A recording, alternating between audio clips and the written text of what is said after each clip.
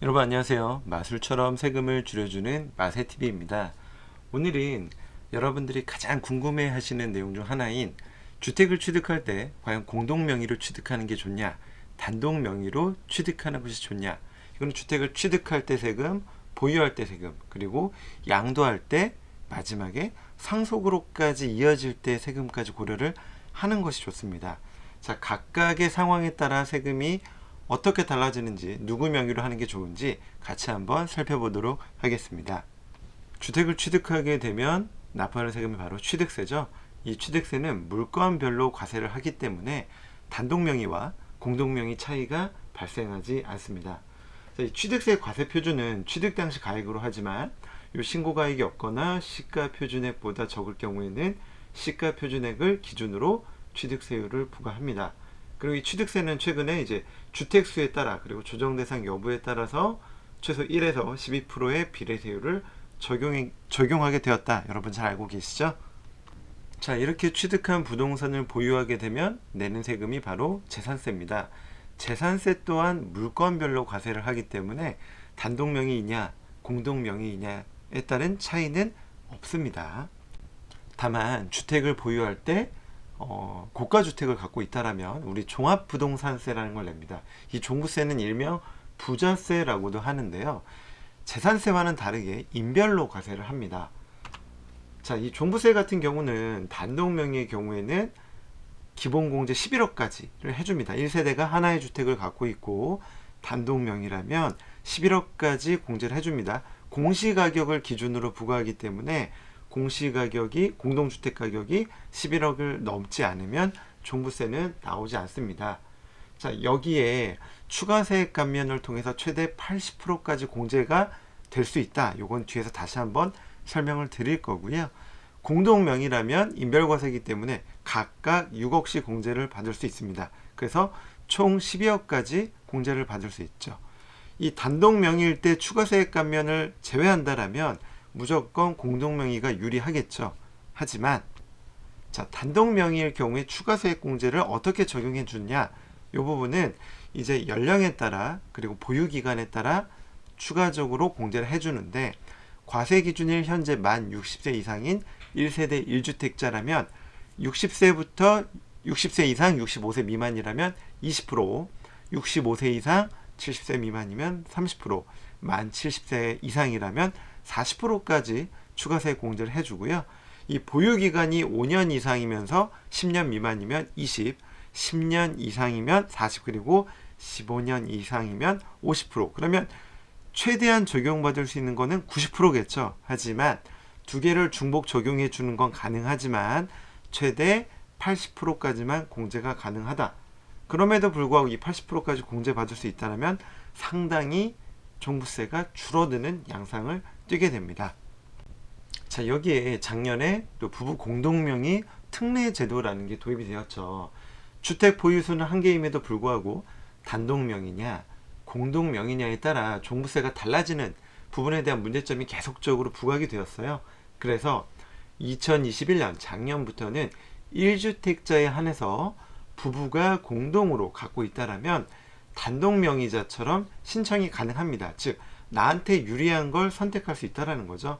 내가 공동명의로 할 때 유리한지 단독명의로 유리한지를 그 홈택스를 통해서 시뮬레이션을 해보고 이에 따라 나한테 유리한 걸 선택할 수 있게끔 법이 개정이 되었습니다.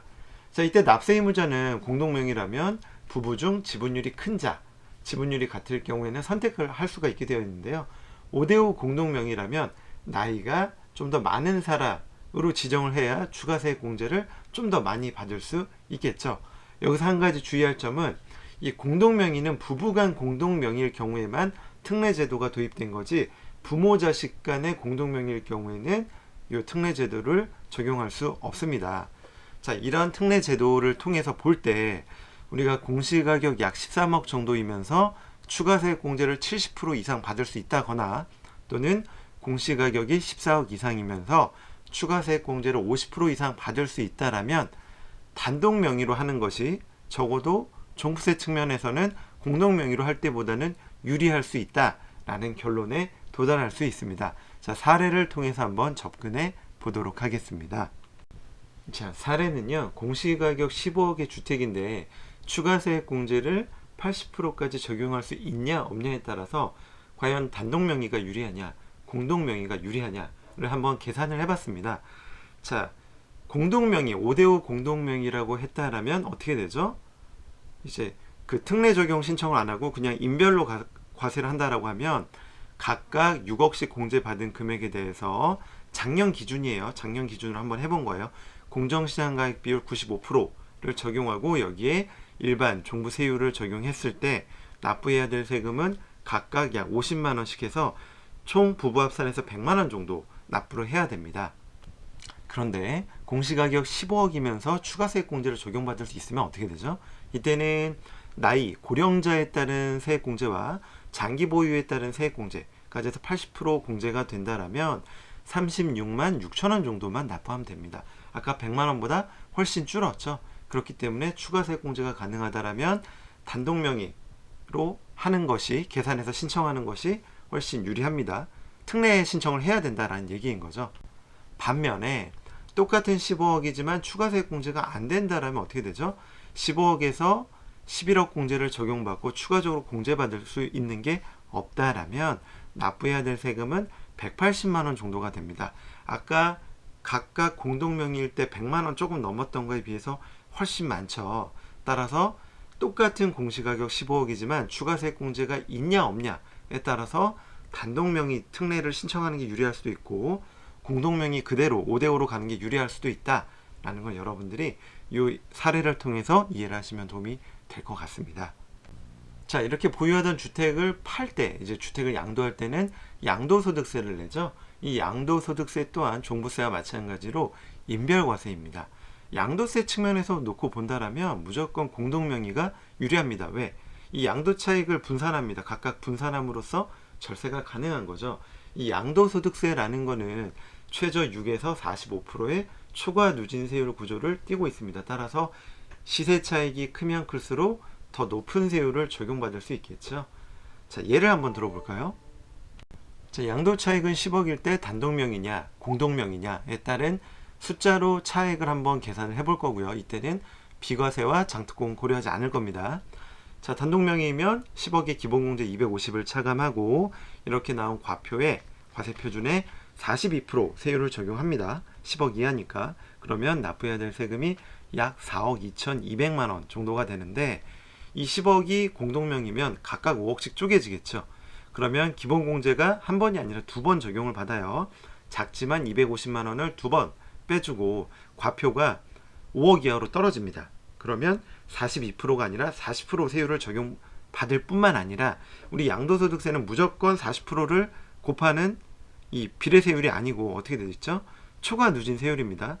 자, 1200까지 6%, 4600까지 15%, 8800까지 24% 이렇게 저율의 세율을 한 번 더 적용받을 수 있기 때문에 실질적으로 공동명의이면 세금이 훨씬 낮아집니다. 그래서 이렇게 두 개에 나온 세금을 합쳐도 약 3억 8200만 원, 그래서 4억 2200만 원보다 훨씬 낮은 세금을 부담하게 되는 거죠. 약 4천만 원 정도 절세가 가능하다. 이렇게 생각을 하시면 됩니다. 이렇게 보유하던 주택을 상속한다라고 가정을 해보겠습니다.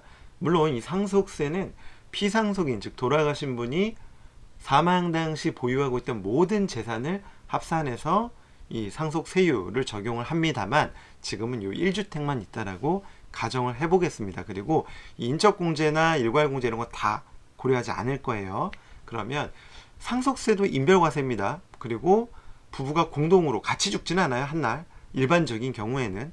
자, 그렇기 때문에 단독으로 갖고 있다라고 하면 이 30억에 대해서 세금을 부과합니다. 40% 세율을 적용하면 이 납부해야 될 세금이 약 10억 정도 되는데 각각 5대5로 갖고 있다라면 15억, 15억이 되겠죠.